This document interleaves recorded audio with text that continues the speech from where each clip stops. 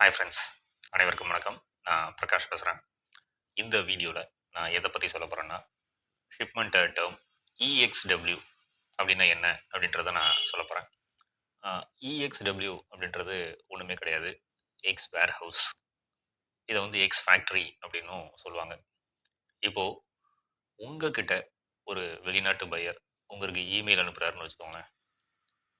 அதாவது எனக்கு நான் வந்து எக்ஸ் ஃபேக்ட்ரியில் ஷிப்மெண்ட் டேர்மில் பண்ணணும்னு நினைக்கிறேன் அப்படின்னு உங்களுக்கு இமெயில் அனுப்புகிறாரு. அதாவது ஷிப்மெண்ட் டேர்ம் எக்ஸ் வேர் ஹவுஸ் இல்லைன்னா எக்ஸ் ஃபேக்ட்ரி அப்படின்னு போட்டிருக்காருன்னு வச்சுக்கோங்களேன். அப்போது அதுக்கான அர்த்தம் என்ன?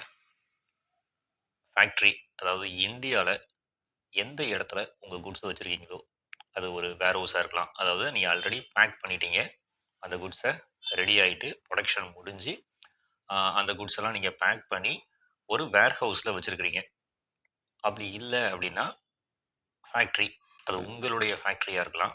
இல்லாட்டினா நீங்கள் எங்கே பர்ச்சேஸ் பண்ணுறீங்களோ அந்த இடத்துல அந்த ஃபேக்ட்ரியாகவும் இருக்கலாம்.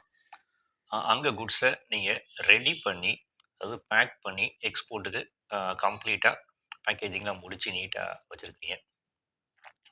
இந்த ஷிப்மெண்ட்டும் பண்ணணும்னு நினைக்கிற அந்த பையர் என்ன பண்ணுவாருன்னா, குட்ஸை உங்களுடைய ஃபேக்ட்ரியிலேருந்து அவரே பிக்கப் பண்ணிக்கிறேன் அப்படின்னு சொல்கிறாருன்னு அர்த்தம். அதாவது நீங்கள் குட்ஸை மட்டும் ரெடி பண்ணி உங்களுடைய ஃபேக்ட்ரியில் வச்சுருங்க. நாங்கள் வந்து என்ன பண்ணுவோம் அப்படின்னா, எங்களுடைய ஷிப்பிங் ஏஜென்ட் மூலமாக குட்ஸை நாங்கள் பிக் பண்ணி எடுத்துகிட்டு போயிடுவோம். அப்போது எங்களுடைய பொறுப்பு என்ன அப்படின்னு அந்த பையர் சொல்கிறாருன்னா, குட்ஸை நாங்கள் தான் பிக் பண்ண போகிறோம், எங்கள் ஷிப்பிங் ஏஜென்ட் தான் ரெஸ்பான்சிபிள். அதுக்கு பிக் பண்ணி எடுத்து இந்தியாவில் உள்ள அந்த கஸ்டம்ஸையும் கிளியர் பண்ணி அதுக்கப்புறம் அந்த குட்ஸை என்ன பண்ணுறோம் அப்படின்னா, சி வழியாவோ இல்லை ஏர் வழியாவோ எடுத்துகிட்டு போய் எங்கள் நாட்டிலையும் கஸ்டம்ஸ் கிளியரன்ஸ் நாங்களே பண்ணி அதை குட்ஸை நாங்கள் எடுத்துக்கிறோம்.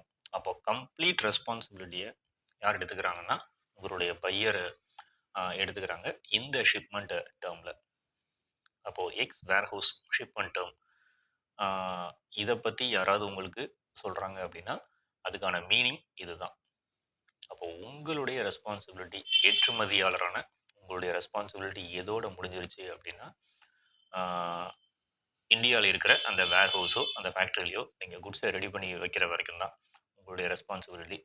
அதுக்கு அப்புறம் இருக்கிற ரெஸ்பான்சிபிலிட்டி எல்லாமே யாருடையது அப்படின்னா உங்களுடைய பையருடைய ரெஸ்பான்சிபிலிட்டி தான். இப்போ உங்களுக்கு தெளிவாக புரிஞ்சிருக்கும். எக்ஸ் வேர் ஹவுஸ் அப்படி இல்லைன்னா எக்ஸ் ஃபேக்ட்ரி ஷிப்மெண்ட் டேர்ம்னா என்ன அப்படின்னு சொல்லி. நம்மளுடைய சேனல் மெம்பர் ஒன்லி வீடியோஸ் மூலமாக நான் ஏற்றுமதி எப்படி செய்கிறது, அதாவது குட்ஸை இந்தியாவில் இருந்து ஃபாரினுக்கு எப்படி அனுப்பி வைக்கிறது அப்படின்றத நான் க்ளீனாக ஸ்டெப் பை ஸ்டெப்பாக நிறைய வீடியோஸ் பப்ளிஷ் பண்ணியிருக்கேன். இப்போ அதை பற்றி நான் சொல்கிறேன், லிசன் பண்ணுங்கள். நீங்கள் இந்த வீடியோவில் நீங்கள் இப்போது சைடில் பார்த்துட்டு இருக்கிறது என்ன அப்படின்னா, நான் ரியலாக ஏற்றுமதி செஞ்சதுக்கான ஒரு ஷிப்பிங் பில் அதுதான் நீங்கள் பார்த்துட்ருக்கீங்க. ஃபர்ஸ்ட் ஆஃப் ஆல், ஏற்றுமதி தொழில் சொல்லி கொடுக்கறதுக்கு என்ன ஒரு ரியலான ஒரு தகுதி வேணும் அப்படின்னா, நம்ம முதல்ல ஒரு ஷிப்மெண்ட் பண்ணியிருக்கணும். பண்ணால் மட்டும்தான் நம்ம அடுத்தவங்களுக்கு அதை எக்ஸ்பிளைன் பண்ணி புரிய வைக்க முடியும்.